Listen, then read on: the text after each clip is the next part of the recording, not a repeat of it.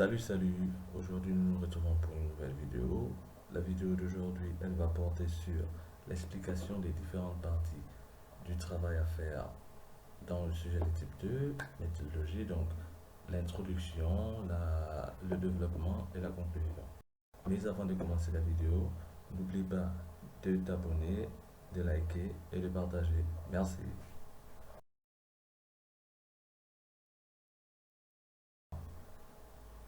Donc vous allez présenter les documents. Ensuite, après la présentation des documents, nous avons le contexte historique. Le contexte historique, c'est quoi?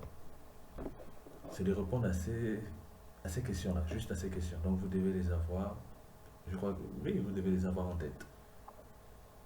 De qui ou de quel événement parlent les documents? Quand s'est-il passé cet événement? Et où a-t-il eu lieu? C'est juste répondre à ces trois questions, ces trois interrogations. Grâce à ces trois interrogations, vous pouvez dégager le contexte historique. Ça, c'est après l'introduction. Et pour le résumé des idées majeures, ici, c'est juste prendre les consignes. Donc, vous allez avoir trois consignes.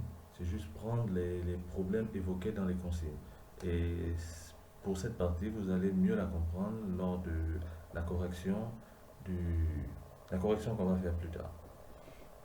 Ok, ici, le développement. Dans la première consigne, le développement. Comment il se passe? Dans le développement, qu'est-ce que le prof attend de vous? Il attend de vous un constat, une explication, une critique et la transition. Le constat, qu'est-ce qu'il veut voir dans le constat, le prof? Qu'est-ce qu'il veut voir ici dans le constat? Lui, il veut voir le constat, c'est quoi? C'est qu'est-ce que vous voyez dans le document? Refaire ressortir le problème dont le document aborde. C'est ça le constat. Donc le prof veut voir le problème abordé dans le document. Qu'est-ce que vous constatez dans le document? Si c'est un extrait de texte, lire le texte, l'extrait de texte et refaire sortir le problème. Faire sortir le problème. C'est ça, c'est ce que le prof attend de vous. Dans l'explication, le prof attend quoi de vous? Dans l'explication, l'argument que vous avez eu à ressortir dans votre constat. C'est juste ça. Expliquer l'argument. Expliquer l'argument que vous avez eu à ressortir de votre constat. Et pour la critique, le prof attend quoi de vous? Dans la critique, le prof attend de vous un autre argument qui n'est pas abordé dans l'ensemble documentaire.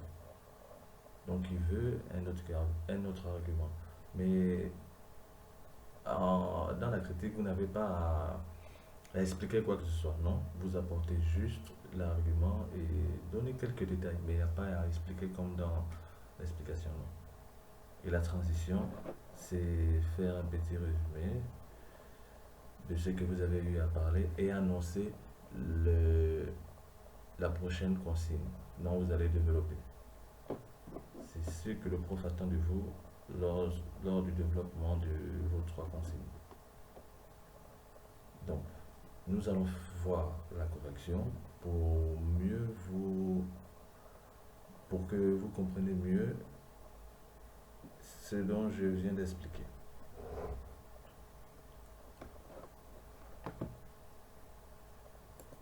Ok, la correction, elle est là.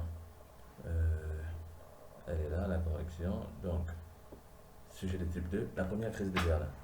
Et ici, nous avons trois documents. Je crois que j'avais déjà fait une vidéo sur cette correction.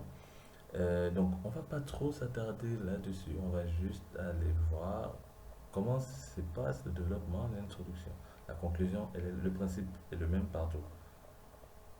Résumé des idées majeures. Ensuite, question d'ouverture. C'est le même.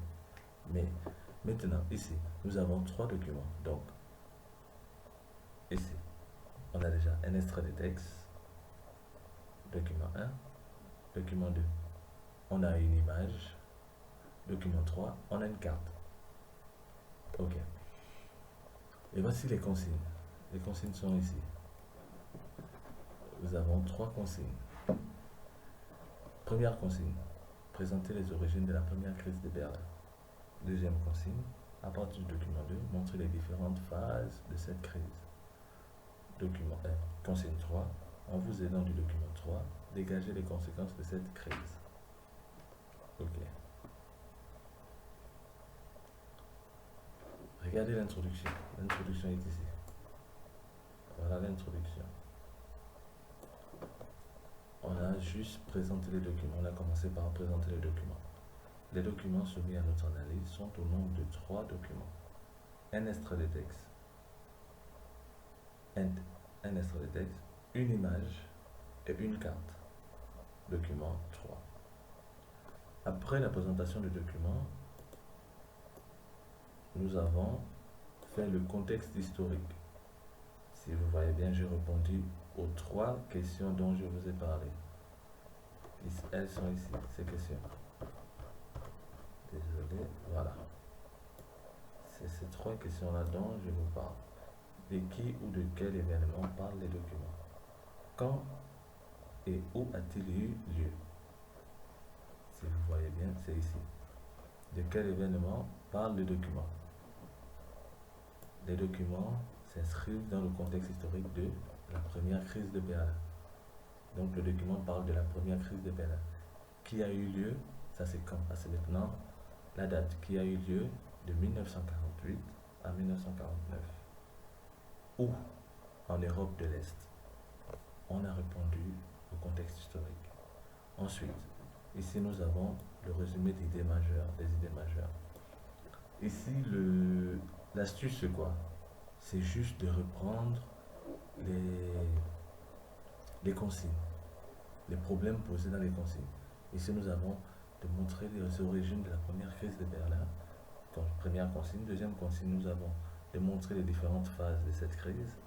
De troisième consigne, nous avons dégager les conséquences de cette crise. C'est la même chose que j'ai eu à faire ici. L'ensemble documentaire traite des causes qui sont les origines, les manifestations qui sont les phases et les conséquences de la première crise de Berlin. C'est juste ça, le résumé des idées majeures. C'est assembler, c'est prendre les problèmes posés dans les consignes. Ensuite, après l'introduction, nous avons le constat. Le constat, c'est quoi? C'est ce que je vous ai expliqué en haut. Qu'est-ce que vous voyez dans le document? Dans le document 1, qu'est-ce que vous avez vu? On avait vu un extrait de texte. Ok. Ça, c'est ce que j'ai eu à constater. On va repartir dans le document et on va trouver le constat ensemble. Ok. C'est ici. Je vais faire une brève lecture. En janvier 1948, après le coup de Prague, tous les pays à l'est du rideau de fer sont gouvernés par les communistes. Les Occidentaux décident alors d'accélérer la reconstruction de l'Allemagne afin de ramener la prospérité et de faire barrage au communisme. Ils créent une nouvelle monnaie, le Deutschmark. Cette décision déclenche la crise de Berlin. Donc, si vous avez bien constaté, la guerre, comment on appelle, la création de la monnaie, la création de la monnaie déclenche la crise de Berlin. Donc, elle est à l'origine. La première origine, c'est la création de la monnaie. C'est ici, le Deutschmark. Et regardez mon constat. À la lecture du document 1, nous constatons que la principale origine de la première crise de Berlin est la création de la monnaie appelée Deutschmark. Après avoir fait mon constat, qu'est-ce que je vais faire? Je l'ai expliqué. L'adoption du Deutschmark, les explications, par contre les explications, vous devez vous référer au cours 1, à ce que vous avez retenu du cours. En effet, l'adoption du Deutschmark pousse Staline à mettre un blocus à Berlin-Ouest le 24 juin 1948. Ainsi, la guerre est déclenchée. Ici, après ma brève explication, j'ai apporté une critique. Cependant, la première crise de Berlin a eu d'autres causes comme le non-respect des accords de Yalta. Donc, le non-respect des accords de Yalta. Le non-respect des accords de Yalta. Voilà. Ce n'est pas dans le document, mais elle fait partie de, cette origine fait partie des causes de la crise de Berlin. Mais ce n'est pas dans les documents. Donc, on apporte ce qu'on ne retrouve pas dans les documents. Ensuite, j'ai fait une brève explication, pas tellement ça, quoi. Très bref. Mais c'est pas vraiment ça. Donc, quand les États-Unis et la Grande-Bretagne ont créé une bizone, puis une trizone avec la France. Donc, c'était juste petite explication, pas grand-chose. Voilà. Juste donner quelques détails de l'argument. Quelques détails, c'est ça. Ensuite, voilà ma transition. Elle est ici. La transition. Facile comme un bonjour. La transition, pour la plupart, elle n'est pas dure, hein, la transition. Donc, la première crise de Berlin se justifie à travers la création de la monnaie. Là, c'est un petit résumé de ma première partie. Ensuite, j'annonce ma seconde consigne. Mais quelles sont les grandes étapes de cette crise? Vous pouvez mettre, mais quelles sont les grandes manifestations de cette crise et quelles sont les phases de cette crise? Donc, c'est à vous de jouer avec les mots pour essayer de séduire le prof aussi. Voilà, donc c'est ça. Et ensuite, le processus se répète. Donc, le document 2, vous faites la même chose. Le document 2 met en exergue les phases de la première crise de Berlin. Là, c'est le constat.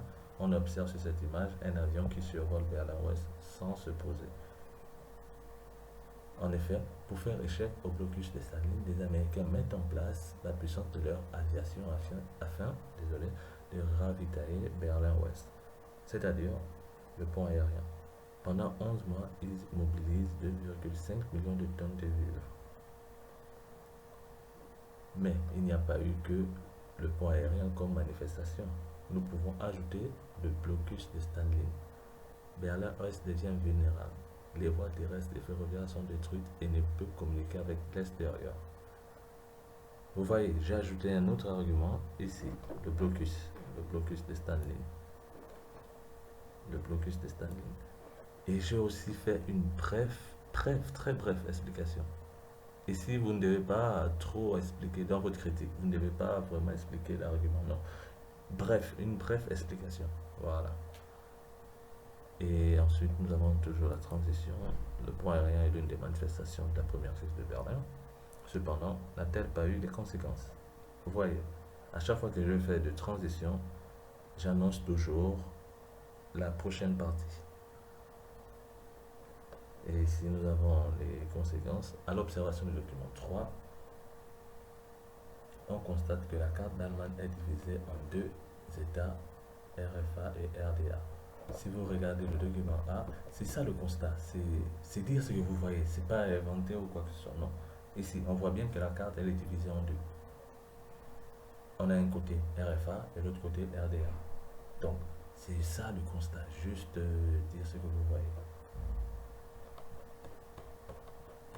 Donc, c'est ici. Voilà. Désolé. Voilà. Ensuite, vous avez l'explication. Et vous avez la critique. À la dernière consigne, on n'a pas de transition. Donc, pour la troisième consigne, il n'y a pas de transition. Pour quitter du développement à la conclusion, il n'y a pas de transition. Donc, troisième consigne n'a pas de transition. C'est ça. J'ai oublié un truc. Ici, revenons ici à l'introduction. Pour la source de document. Pour la source de document, on ne la met que si l'auteur est reconnu. S'il ne l'est pas, ça n'en vaut la peine. Et nous finissons ici cette vidéo sur ce point. Merci encore et si vous avez des questions, n'hésitez pas, laissez-les moi en commentaire, j'y répondrai. Merci, à la prochaine vidéo.